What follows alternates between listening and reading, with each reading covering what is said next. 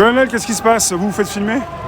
Non, La caméra qui tourne? Non, mais simplement, Macron, on est là, Macron. je parlais au jeune homme et je demandais si c'était pour TF1 qu'il était reporter là, avec Pour sa la caméra. reconnaissance faciale, peut-être? Depuis le temps, ils nous ont dans leur fichier. Oui. J'entendais quelque chose d'intéressant tout à l'heure qui a été dit par une femme que vous avez interviewée, qui était très pugnace et active. Nadia, Florence, Edith? Je ne sais pas. Il s'agissait de... Tout est vérifiable. Vous Allez sur l'INSEE. Vous parliez de Trump. Oui. Je répète ce que l'on avait évoqué un peu la semaine dernière. Je crois vraiment que même si Trump n'est pas la solution idéale pour les Ils ont USA, tué nos vieux. Trump a quand même le mérite d'avoir déclaré en fin 2019 devant un rassemblement de chefs d'État et de grands chefs d'entreprise qu'il était patriote et qui ferait passer son pays avant les autres. Par rapport à Biden, je crois qu'il n'y a pas photo, même si entre les deux, on peut se... Bon, C'est important pour vous le côté patriote, hein? Comment? Le côté patriote, c'est important pour vous. Non, mais on jeûnait avec une langue. Moi, je ne comprends pas le finlandais. Je ne paye pas en couronne suédoise. J'appartiens à quelque chose qui est organisé, qui s'appelle la France. Alors maintenant, si on me dit que j'appartiens à autre chose, on m'a demandé mon avis en 2005, on n'en a pas tenu compte, mais je peux vous assurer que je me sens français. Bon voilà, français avec tout ce que ça comprend. Qui se sent européen? C'est quoi être européen? Si l'européen, c'est simplement avoir marqué sur le passeport communauté européenne et remplir le QR code pour aller en Grèce pendant 15 jours pour se faire bronzer les couilles, je vois pas très bien l'intérêt. Moi, je le faisais déjà sous le temps des colonels en Grèce dans les années 70. Non, cette Europe a laissé mourir beaucoup trop d'Italiens au départ. Elle n'a pas été capable de mettre en œuvre quelque chose d'organisé. Et maintenant, elle crée de l'argent fictif. Alors ça, c'est le deuxième point. De l'argent fictif que nous-mêmes, nous allons devoir rembourser en argent réel sur nos salaires. C'est-à-dire que je vous sors 950 milliards de fonds adossés sur rien. Il n'y a pas d'or, il n'y a rien. Il n'y a que des poubelles vertes dans ce pays. Mais quand il va falloir rembourser, on va venir faire les poches de nos camarades, de ce peuple français. Oui, je suis attaché au peuple français. En leur disant, maintenant il faut payer. Et donc vous allez payer avec de l'argent qui est bien réel, lié à votre travail, à votre sueur et à l'investissement que vous aurez mis en œuvre pour réussir dans votre métier. Et ça fait un moment que vous l'avez constaté, ça fait des années que ça chute comme ça. Oui, mais alors là, je trouve que depuis 3 ans, avec l'arrivée de la petite chose, Oui. de la petite baronnie et de tout ce qui va avec, ça se précipite. Ça s'accélère terriblement et je dis à chacun que ces manifestations, même si on est peu nombreux, elles sont importantes parce qu'elles permettent quand même de montrer qu'il y a encore des gens qui essayent d'aller au-delà Bon, on voit bien que gauche et droite, pour les sénatoriales, ça a repris un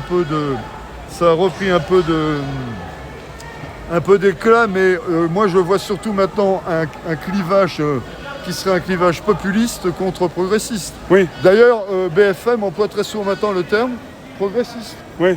Alors, c'est quoi le progrès? Le progrès, c'est ce qu'évoquent les personnes devant là, qui ont créé une association. Le progrès, c'est jusqu'à 8 mois et demi de grossesse pouvoir avorter. Si c'est ça le progrès, je pisse sur le progrès. Ouais. Non, pour moi, le progrès, c'est que chacun puisse manger à sa faim, que chacun puisse avoir au minimum un appartement, une voiture, partir 15 jours en vacances. Ça, c'est ce que je souhaite à titre social. Le progrès, pour moi, ce n'est certainement pas autoriser une petite de 20 ans complètement déboussolée parce qu'elles se sont déboussolées à avorter à 8 mois et demi de grossesse. Pour moi, c'est criminel. C'est un crime. Et je pense que quand on vote ce type de loi le 31 juillet entre minuit, je me répète, je sais, parce que je ne me regarde pas sur YouTube, je suis désolé, Allez-y, c'est pas de souci. Mais quand on vote ce type de loi entre minuit et 4 heures du matin avec 70 députés, c'est monstrueux. Alors j'ai découvert autre chose également, parce que je me sens profondément français. C'est que tout le monde, tous les... Alors là, je ne vais peut-être pas être en accord avec certains de nos camarades, mais tous les tests prouvent actuellement que les jeunes Français sont de plus en plus en proie à mal parler la langue, à mal maîtriser les mathématiques. Par exemple, en mathématiques, il y a eu un test qui est sorti récemment. Ils ont perdu pratiquement 4 à 5% de compréhension mathématique. J'invite tous les gilets jaunes à faire décret 2020-498 qui concerne l'accord avec la République tunisienne pour que nous ayons beaucoup d'instituteurs tunisiens qui viennent en France pour apprendre tous les enfants dès en début de primaire et jusqu'au milieu du primaire à apprendre une langue qui n'est pas la langue française. Je pense que plutôt que d'augmenter le volume de ces instituteurs qui viendraient, qui seraient bien acceptés, mais on a peut-être autre chose à faire, en français déjà, des heures de cours, que de faire venir des gens Bon, je suppose que derrière, ça a été voté donc le 30 avril, je suppose que derrière, il y a un symbole. Alors que Macron ouvertement se dit halte au communautarisme et en particulier au communautarisme islamique, est-ce que ce décret qui a été voté en plein bordel n'est pas fait justement pour que les gens qui sont qui sont mal intégrés puissent développer une langue qui n'est pas la langue que je parle et qui n'est pas la langue officielle de la République française. Alors là, je sais que l'on va peut-être avoir des mots avec certains. Oui. Avec certains c'est de nos toujours camarades. un sujet assez sulfureux. C'est un sujet qui est sulfureux. Vous faites suite à ce que la proposition, enfin la communication du président hier. Non, lui, il a fait une grosse merde. Non, moi je dis ce décret, pourquoi avoir plus de professeurs, d'instituteurs tunisiens qui viennent en France, alors que déjà les enfants ne savent pas parler, ne savent pas lire les 3 mots de français, ne savent pas ce que c'est qu'un sujet, un verbe, un complément d'objet direct ou indirect. Et là, on veut, je pense que ce sera dans certaines régions ou certaines communes, et pour les volontaires, mais pourquoi? Moi, je préférerais qu'on mette de l'argent. Si l'éducation nationale a de l'argent à mettre, qu'ils le mettent pour donner plus d'heures de français à ces jeunes qui ont des difficultés et qu'on puisse se comprendre. Je ne leur demande pas de relire Barès, de relire ou alors de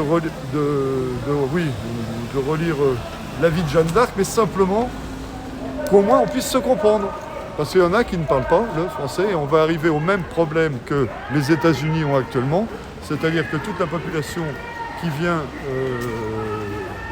qui est hispanophone, ne comprend pratiquement pas l'anglais. Oui. Et comment peut-on faire un pays quand on ne se comprend pas ensemble? Voilà, ça crée des divisions nouvelles. Ouais. Voilà. Donc ça m'a vraiment marqué. Je suis tombé dessus par hasard. Ce décret, j'invite tout le monde à le voir. Je ne porte pas un jugement négatif ou positif sur le plan confessionnel, même si je suis catholique pratiquant. Simplement, ce que je dis, c'est qu'on a peut-être d'autres utilisations de nos impôts et des moyens de l'éducation nationale à faire que de faire venir des Tunisiens. Moi, j'apprends le russe et je parle le grec. Pourquoi on ne ferait pas venir des Grecs aussi, hein? En tout cas, merci encore, c'est gentil. Ça, très bientôt. Mais merci on bien. va reparler d'autres choses, on va retrouver nos camarades.